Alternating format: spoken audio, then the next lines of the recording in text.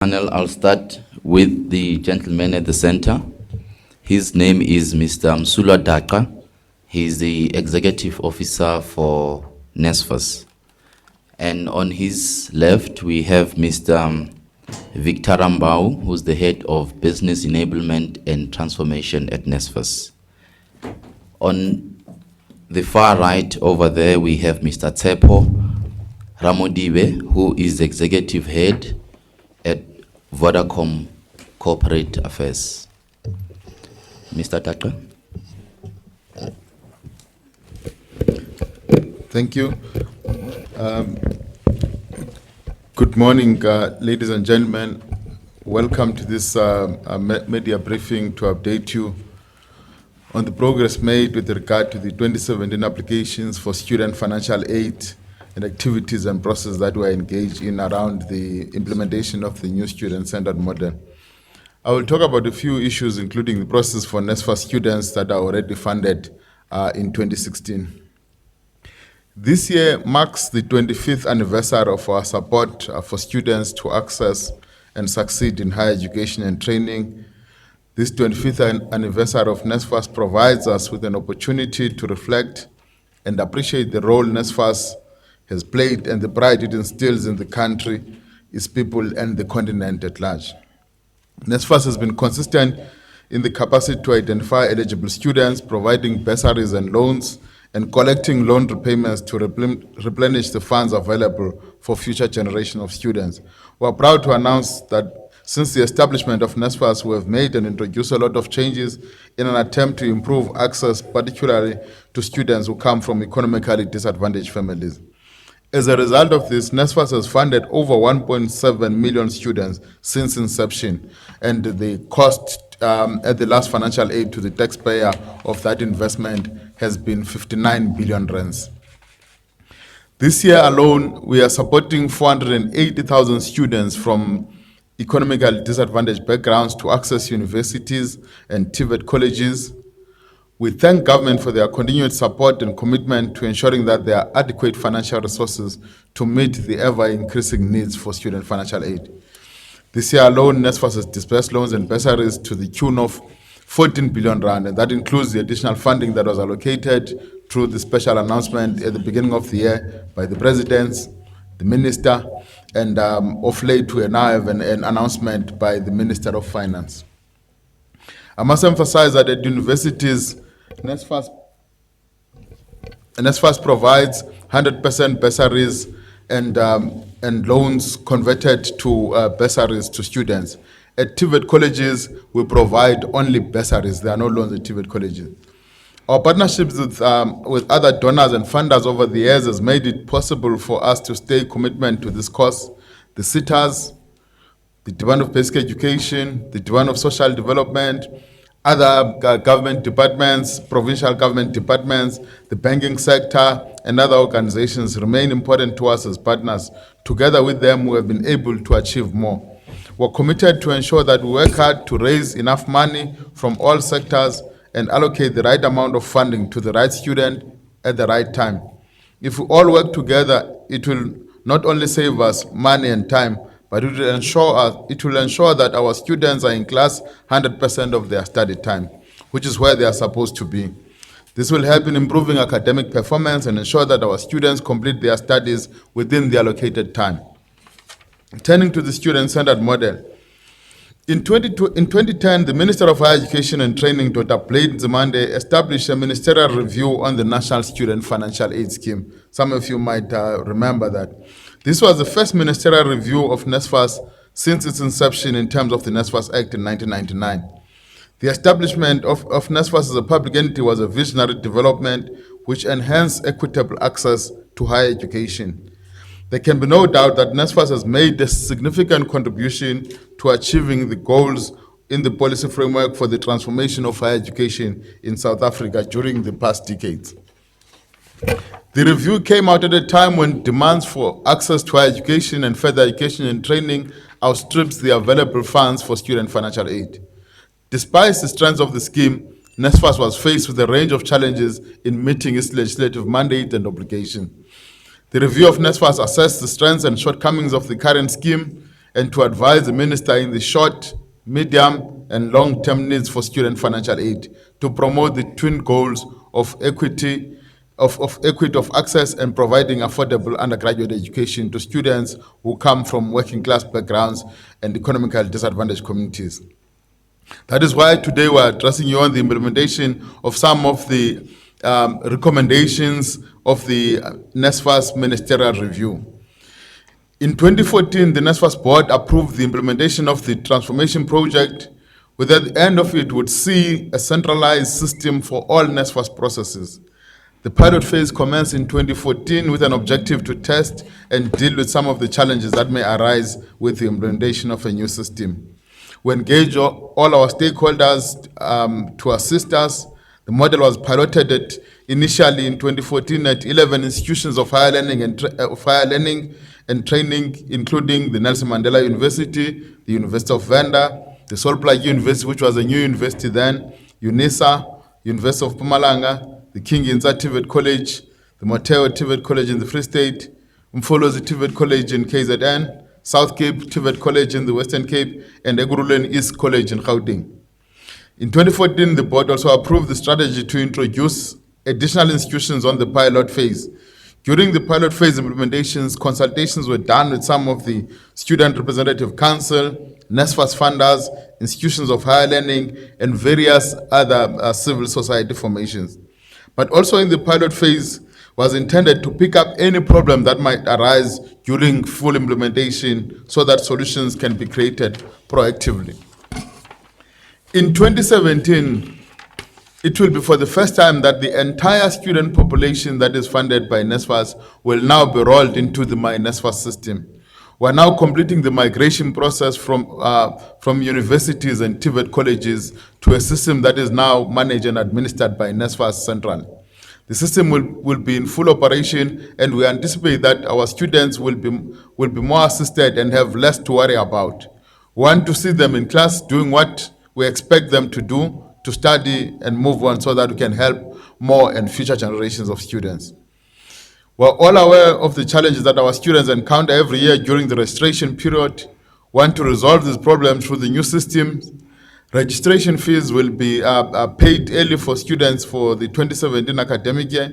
Students will not be required to reapply every year for financial aid, which means students who are funded by NSFAS in 2016 will not be applying for financial aid in 2017. They will only apply once and be funded for the duration of their studies, provided they meet the academic requirements of progression. Previously, students needed to apply before the start of each academic year. Under this model, students communicate with NSFAS directly and not through financial aid office of universities. As it has traditionally been the case, NSFAS will receive applications directly from students, process them, and communicate the outcomes directly to individual entrants. The countdown has now begun. From today, there are 30 days left before NSFAS closes the 2017 application period for financial aid. We call upon all teachers, parents, government institutions, civil society formations to remind the class of 2016 to submit their applications before the closing date of 30th November 2016. We're concerned that the number of applications that we've received from grade 12 learners is not where it should be. Most of the applications that we have received to date are from the students that are already at universities. This is a concern because the reason for early opening of application is to be able to assess all applications early so that we can communicate the results to the applicants before the start of the 2017 academic year. In January, we would like to see all students who are funded by NSFAS to walk into any institutions and be able to register without any problems. On the 1st of August 2016, NSFAS opened the centralized application process for the 2017 academic year, inviting all learners who are currently in matric to submit their applications before the closing date of 30th November 2016. We also extended applications to students who are currently studying at universities and TVET colleges who are not funded by NSFAS in 2016. Since we opened the applications on 1st August 2016, more than 195,000 students have managed to visit our website and were able to successfully register and created the My NSFAS account on our website. Some of these students have not yet finished the process of application. The My NSFAS account gives students access to the personal profile as a student and as an applicant. It allows the students to complete the application form online, attach their supporting documents, and submit within about 10 to 15 minutes. The My NSFAS account allows them to save the application and come back later if they have forgotten some of the supporting documents, which was not the case in the previous application system. We have also received thousands of manual applications via post, fax, email. We have taken a decision that as we slowly introduce the online-based system, we are not going to do away with the manual application form. As much as the online application is easier administratively, we are also aware of the challenges that are faced by learners who come mainly from schools that are in the rural areas and schools in the township who might not have access to sufficient connectivity. For this, we have put some mechanisms in place to help us provide support for rural learners. We're glad to announce that the National Youth Development Agency has agreed to assist us by availing printed forms at all their community youth development centers across the country in rural and township areas. We're also glad to announce that we're working with the Department of Social Development through their ECB in the centers to assist in distributing and availing manual application forms at 263 community centers throughout the country. We also have accessibility for the application forms for students at the various campuses of TVET colleges and the various campuses of universities. There are about 350 of those campuses throughout the country. The ECB in the project is a community-based NGO under the National Department of Social Development. From our side as NSFAS, we have been distributing printed forms to rural schools and have assisted thousands of learners to apply. Our rural outreach teams continue to distribute the forms to as many rural districts as possible in all the 9 provinces. Forms are also available, as I've mentioned, at the TVET colleges and at the universities. Some TVET colleges and universities have also availed their computer labs for students to be able to access the online application and apply online. Today in this conference, I'm also joined by a representative from Vodacom, Mr. Tsepo Ramodibe, who's working closely. We are working closely with Vodacom through the Vodacom Foundation, and they have also agreed to help learners to apply for NSFAS by providing access to their 81 ICT teacher centers across the country. Applicants can now make use of these centers to apply for NSFAS.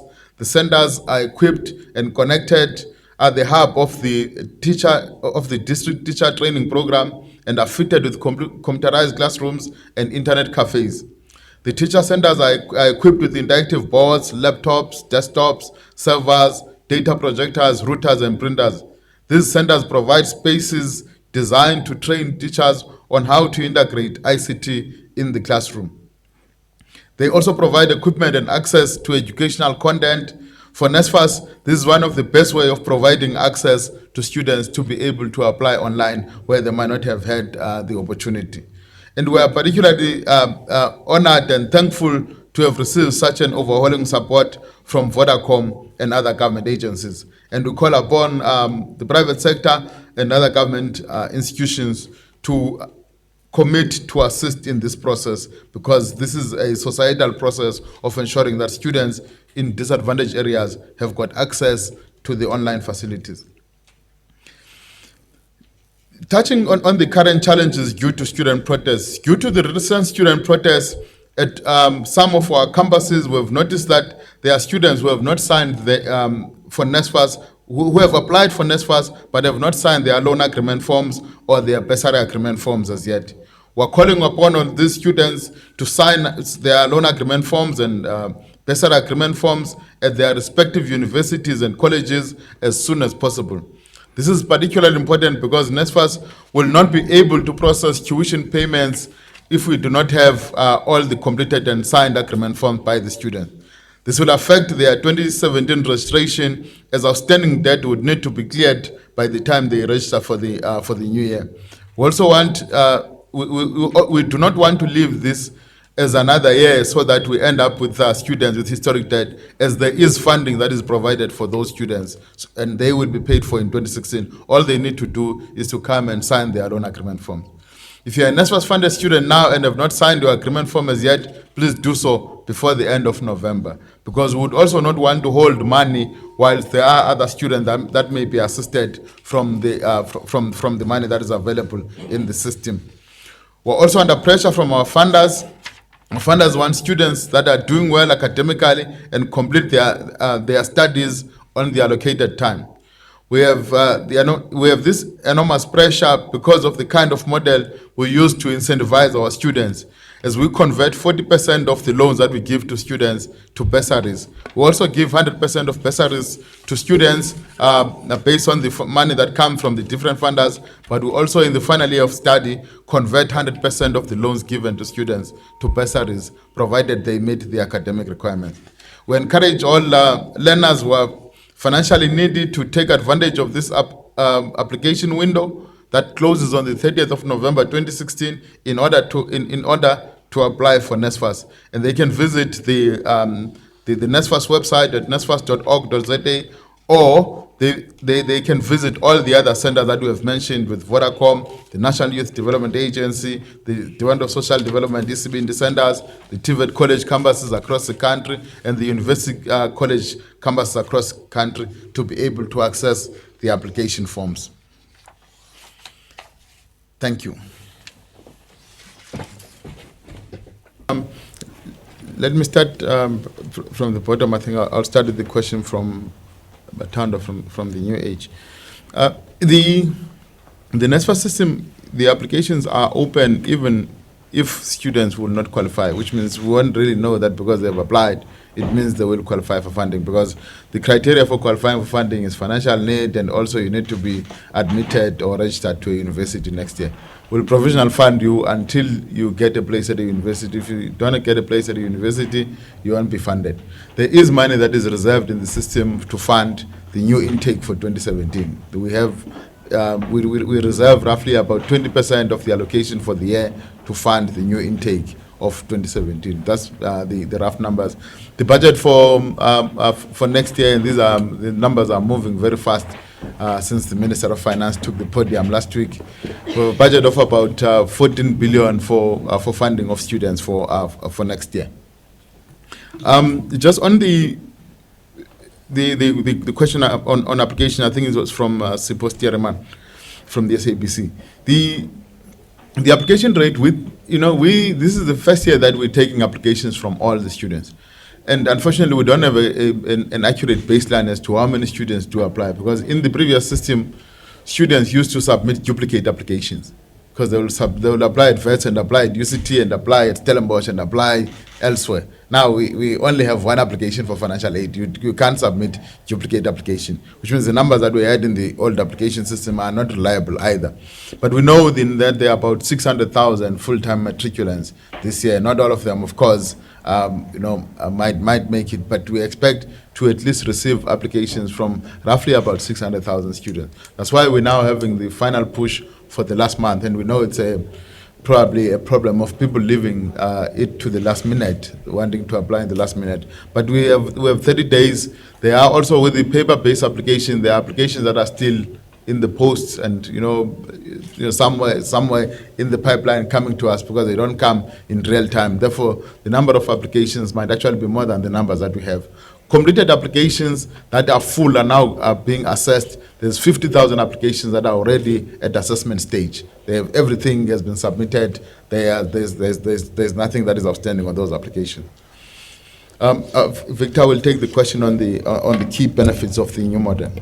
Okay, I'll actually highlight three fundamental benefits. There are obviously more, but these three touches basically to students. The first one being students will no longer need to reapply every year, which means if you apply and you're granted your bursary or loan, we'll continue to assist you, provided that you meet our minimum qualifying criteria from an academic point of view. The second part talks to our ability to pick up fraud before it happens, because with a paper-based system, and more so that it was decentralized across different universities, it was almost impossible for us to pick up fraud before it happens, in the sense that you would receive an application which is already approved or on the ground. Therefore, what was left for us was only to process payment. What is critical with the centralized way of doing things is that money will go to the intended beneficiaries. Gone will be the days where students negotiate on the ground to say, can I then be on the list? Because with the centralized system, you are able to verify all the details real time, i.e. the ID of identity document of the beneficiary. Are you actually a South African citizen? And if we were to touch the SASSA database beneficiaries, we know for a fact that if you've been supported by a Department of Social Development throughout your basic education years of study, it's only fair that we also pick you up when you get to university. And with a centralized system, we will be able to do that real time. Thank you. Are there any other supplementary questions? It's a program that was launched in 2011. And what it says to students is, if you are in your final year of study, you were funded with a loan, and you pass all the modules that you registered, and then you qualify to graduate, we'll convert that loan fully into a bursary, the final year portion of that loan. Remember, in the first and second or third, if you are doing a 4-year degree, and third year, we would have converted 40% of that loan into a bursary. But students who are already on bursaries, of course, will not qualify. Students do qualify even if they are outside of the normal 3 years. We fund students for what we call an N+2, which is the normal plus a grace period of 2 years. We give students a grace period of 2 years for funding purposes. Therefore, most students who are on the loan system would qualify for the final year conversion. In fact, what then happens, because of all these conversions that we do, when we counted in the last financial year, out of the total budget that NSFAS provided, 70% of the money that we provided was actually bursaries. Therefore, NSFAS is no longer a loans and bursary scheme. It is now a bursaries and loans scheme. The second question. I'm sorry, on that, you're saying 70% of your funding is to students is bursaries. Yep. So only 30% of your total funding Is loans. Let's try to make an attempt to answer it. In his address, Mr. Daca did mention that this is the first year where we're rolling this thing nationwide. And with it, one should expect that the uptake may not be as good as you would initially wanted it to be. By all means, hence, we even brought the likes of Vodacom, who are partnering with us, and NYDA and the Department of Social Development. We're saying from an outreach program, more still needs to be done. With regards to what has been going on the ground, I don't think really matriculants would have focused a lot on that, because it happened mainly towards their exams, and I think they were focusing more on preparing for their exams. Thank you.